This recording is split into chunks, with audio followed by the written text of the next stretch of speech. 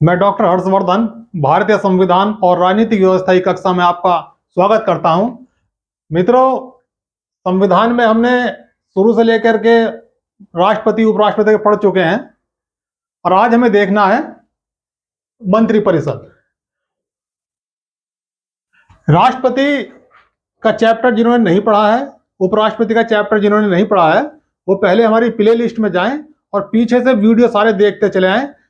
तो जो अच्छे स्टूडेंट है, अपने आप को किसी कंपटीशन के लिए काबिल समझते हैं, वे ये काम जरूर कर लें, उन्हें बहुत फायदा होगा। आज देखना हमें मंत्रिपरिषद। आज का हमारा टॉपिक है केंद्रीय मंत्रिपरिषद। केंद्र में प्रधानमंत्री है, प्रधानमंत्री की कैबिनेट है, उसी का नाम है मंत्रिपरिषद।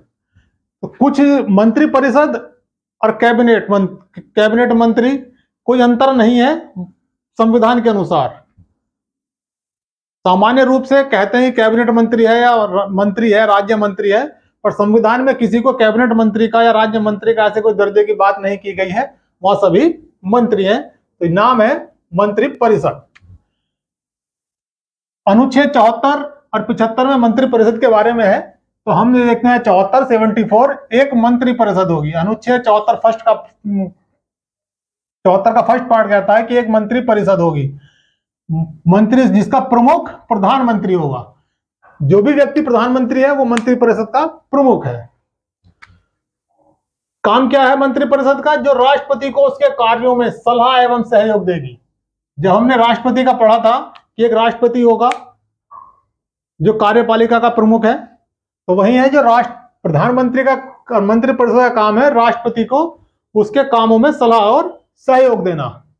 क्योंकि राष्ट्रपति ही देश का प्रमुख है, जो राष्ट्रपति को उसके कार्यों में सलाह एवं सहयोग देगी।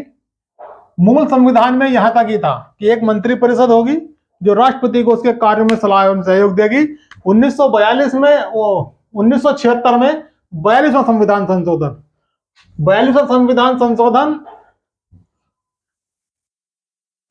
1976 द्वारा क्या जोड़ा गया? इसमें यह जोड़ा गया कि राष्ट्रपति उसी के अनुसार कार्य करेगा। अब राष्ट्रपति को बाध्य कर दिया गया। पहले था कि सलाह देगी, अब सलाह मानता है कि नहीं मानता है वो राष्ट्रपति की विवेक पर निर्भर था। अब कर दिया गया 42वें के द्वारा कि राष्ट्रपति उसी के अनुसार कार्य करेगा। अब राष्ट्रपति मंत्रिपरिषद की सलाह को मानने के लिए बाध्य हो गया। राष्ट्रपति के पास दूसरा विकल्प नहीं है। जब यहां ये 42वां संविधान संशोधन हुआ 1976 में, उस समय आपातकाल चल रहा था और श्रीमती इंदिरा गांधी प्रधानमंत्री के पद पर थी। फिर जब ये 42वां संविधान संशोधन हुआ, उस समय प्रधानमंत्री हैं श्रीमती इंदिरा गांधी। कई बार सवाल आता है कि इंदिरा गांधी 42वें संविधान संशोधन के समय कौन प्रधानमंत्री था, और इससे ज्यादा इंपॉर्टेंट सवाल है इस समय राष्ट्रपति कौन था। राष्ट्रपति है फखरुद्दीन अली अहमद।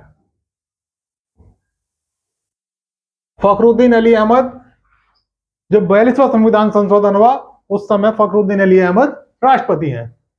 आगे देखते हैं, तो यहां जोड़ा गया था कि राष्ट्रपति उसी के अनुसार कार्य करेगा। फिर 44वां संविधान संशोधन होता है 1978 में। इसमें जोड़ा गया, क्या जोड़ा गया कि यद्यपि राष्ट्रपति मंत्री परिषद की सिफारिश को एक बार पुनः विचार के लिए वापस भेज सकेगा। पहले था कि एक मंत्री परिषद होगी जो प्रधानमंत्री को उसके कार्यों में सलाह एवं सहयोग देगी। यहाँ भेजने वाली या मानने वाली कोई बात नहीं थी, बाध्यता वाली। फिर उसे बाध्य कर दिया गया 42वें संविधान संशोधन के द्वारा कि राष्ट्रपति उसी के अनुसार कार्य करेगा। फिर संशोधन होता है 44वें संविधान संशोधन के द्वारा। सरकार बदल गई थी, सरकार आ गई थी जनता पार्टी की, जनता दल की सरकार बनी और मोरारजी देसाई प्रधानमंत्री थे। यहां पर मोरारजी देसाई प्रधानमंत्री हैं और राष्ट्रपति हैं नीलम संजीव रेड्डी।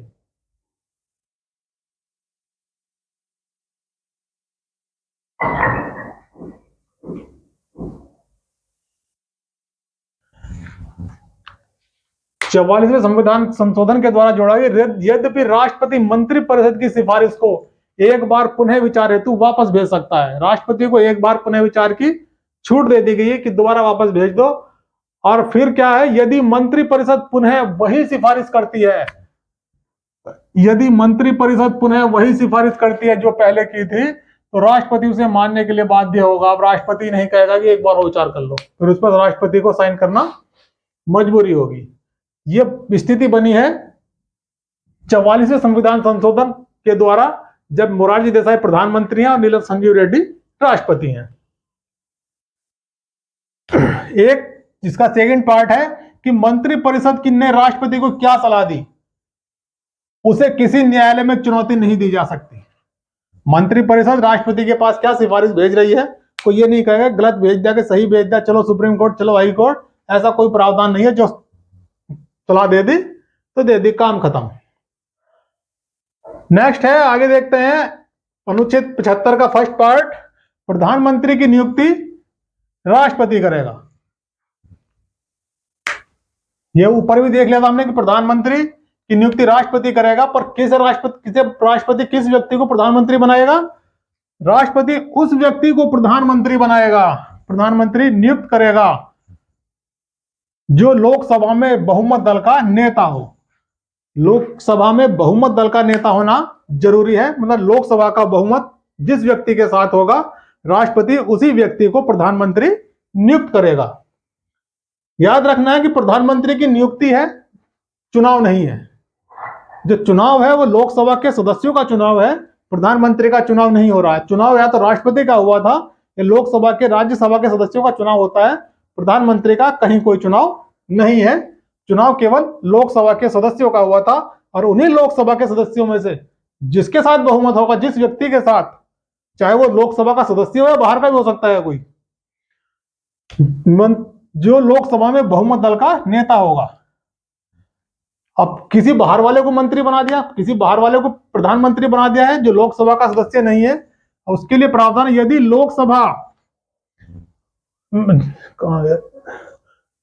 लोकसभा में किसी दल को बहुमत नहीं है, अभी उसकी बात बाद में आएगी जरा। अब यह कि लोकसभा में हम कहते हैं बहुमत दल का नेता, तो बहुमत किसी को नहीं है, तब क्या होगा? बहुमत नहीं है तो उस व्यक्ति को प्रधानमंत्री नियुक्त करेगा जो अन्य दलों के सहयोग से अथवा समूहों से बहुमत सिद्ध कर दे। कुल मिलाकर बहुमत उसके साथ होना चाहिए, चाहे तो अपने दल का हो या दूसरे दल का हो या दूसरे समूहों का हो, 10 का हो 20 का हो, कोई फर्क नहीं पड़ता, बहुमत होना चाहिए। अब है, यदि राष्ट्रपति किसी ऐसे व्यक्ति को मंत्री अथवा प्रधानमंत्री बनाता है जो संसद के किसी भी सदन का सदस्य नहीं है, कोई ऐसा व्यक्ति जो लोकसभा का या राज्यसभा का सदस्य नहीं है, उसके लिए क्या प्रावधान? यहां प्रधानमंत्री का बहुमत होना चाहिए लोकसभा में, सदस्य चाहे वो राज्यसभा का हो या लोकसभा का हो, पर बहुमत जो है वो लोकसभा में होना चाहिए। जो मनमोहन सिंह थे, डॉक्टर मनमोहन सिंह थे, वे राज्यसभा के सदस्य रहे, पर बहुमत उनका भी लोकसभा में था। जो भी लोकसभा जिसे चाहेगी उसको प्रधानमंत्री बना लेगी। यहां है कि जो व्यक्ति, किसी ऐसे व्यक्ति जो मंत्री अथवा प्रधानमंत्री बनता है जो संसद के किसी सदन का सदस्य नहीं है, उसके लिए प्रावधान है 6 माह के अंदर उसे संसद के किसी भी सदन की सदस्यता लेनी आवश्यक होगी। अगर सदस्यता नहीं लेता तो आगे अपने पद पर नहीं रह सकता। दोबारा देखते हैं एक बार, राष्ट्रपति उस व्यक्ति को प्रधानमंत्री बनाएगा या मंत्री बनाएगा जो लोकसभा में बहुमत दल का नेता हो, सॉरी प्रधानमंत्री, राष्ट्रपति उस व्यक्ति को प्रधानमंत्री बनाएगा जो लोकसभा में बहुमत दल का नेता हो। किसी को बहुमत नहीं है, किसी एक दल को बहुमत नहीं है, तो उस व्यक्ति को बनाएगा जो विभिन्न दलों के या विभिन्न समूहों के सहयोग से अपना बहुमत सिद्ध कर ले। फिर है कोई ऐसा व्यक्ति जो संसद के किसी भी सदन का सदस्य नहीं है, उसको प्रधानमंत्री अथवा मंत्री बना दिया गया है, तो उसे 6 माह के अंदर संसद के किसी भी सदन की, चाहे वह लोकसभा की या राज्यसभा की, सदस्यता लेनी आवश्यक होगी। आप इसको एक बार नोट कर ले, फिर आगे बढ़ेंगे। आगे बढ़ते हैं 75 अनुच्छेद 75 का सेकंड पार्ट। मंत्रियों की संख्या निर्धारित कर दी गई है, प्रतिबंधित कर दी गई है कैबिनेट में, मंत्रिपरिषद में। मंत्रिपरिषद में जब संविधान लागू हुआ था तो सरकारें गिराने के लिए, दूसरा दल तोड़ने के लिए राजनीतिक पार्टियां विधायकों को, सांसदों को, मतलब केंद्र में सांसद है, सांसदों को प्रलोभन दिया करती थी कि हमारी पार्टी में आ जाओ और हम तो मंत्री बनाएंगे, ये भी बनाएंगे, वो भी बनाएंगे। तो उसके लिए पहले संविधान संशोधन किए गए, पर 2003 में फिर संशोधन किया गया। 52वां संशोधन किया गया दल बदल के संबंध में, वो बताएंगे जब उसका समय आएगा। 2003 में संशोधन किया गया 91वां संविधान संशोधन किया गया। इसमें प्रावधान दिया गया कि मंत्रिपरिषद में प्रधानमंत्री सहित मंत्रियों की कुल संख्या, जिसमें प्रधानमंत्री भी शामिल है और अन्य मंत्री भी शामिल है, कितनी होगी, कोई विशेष स्पेशल नंबर नहीं दिया गया। कहा गया कि कुल संख्या लोकसभा के 15% से अधिक नहीं हो सकती। लोकसभा का 15% मतलब 543 लोकसभा की सदस्य संख्या है वर्तमान में। 543 का 15% निकालने का यही तरीका है, लगभग 81 के आसपास आएगा, 82 होगा। तो 82 से ज्यादा संख्या नहीं हो सकती केंद्र की मंत्रिपरिषद में। भारत की बात बता रहे हैं। भारत की मंत्रिपरिषद में केंद्र की 50% से अधिक नहीं होगी। यह है 51वां संविधान संशोधन 2003 में प्रावधान जोड़ दिया गया है। अब दल बदलने के लिए किसी को लालच नहीं दिया जाएगा कि तुम हमारे पास आ जाओ, हम मंत्री बना देंगे, क्योंकि अगर वो ऐसा करेगा तो उसके खुद के जो सांसद हैं वे कहां जाएंगे। आगे प्रधानमंत्री की नियुक्ति राष्ट्रपति करेगा, ये हमने देख लिया था। अन्य मंत्रियों की नियुक्ति भी राष्ट्रपति करेगा प्रधानमंत्री की सलाह पर, ये भी हम देख चुके थे। पर नियुक्ति के बाद क्या होगा, प्रधानमंत्री तथा मंत्री पद पर चुने जाने के बाद पद एवं गोपनीयता की शपथ लेते हैं। कौन दिलाएगा, यहां राष्ट्रपति छूट गया। प्रधानमंत्री मंत्री पद पर चुने जाने के बाद राष्ट्रपति के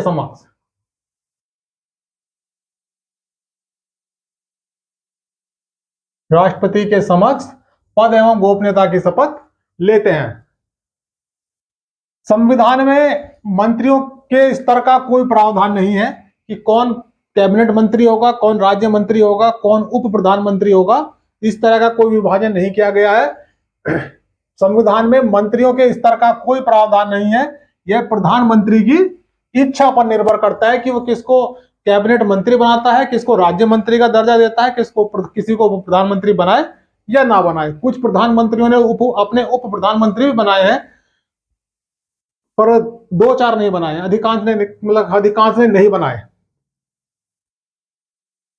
मंत्री कब तक अपने पद पर रहेगा, मंत्री राष्ट्रपति की इच्छा पर्यंत अपने पद पर रहते हैं। कोई भी केंद्र का मंत्री जब तक राष्ट्रपति की इच्छा है वो अपने पद पर रहेगा।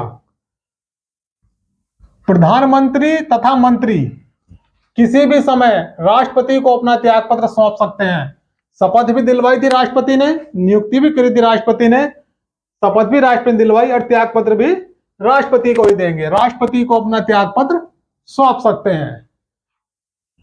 प्रधानमंत्री और मंत्री दो चीज हैं। मंत्रिपरिषद में एक प्रधानमंत्री है और एक मंत्री है। तो कोई भी जब जिसका मर्जी अपना त्याग पत्र दे सकता है, पर प्रधानमंत्री ने त्याग पत्र दे दिया तो क्या असर होगा, मंत्री ने त्याग पत्र दिया तो क्या असर होगा, दोनों के असर में बहुत बड़ा अंतर है। ध्यान से सुने।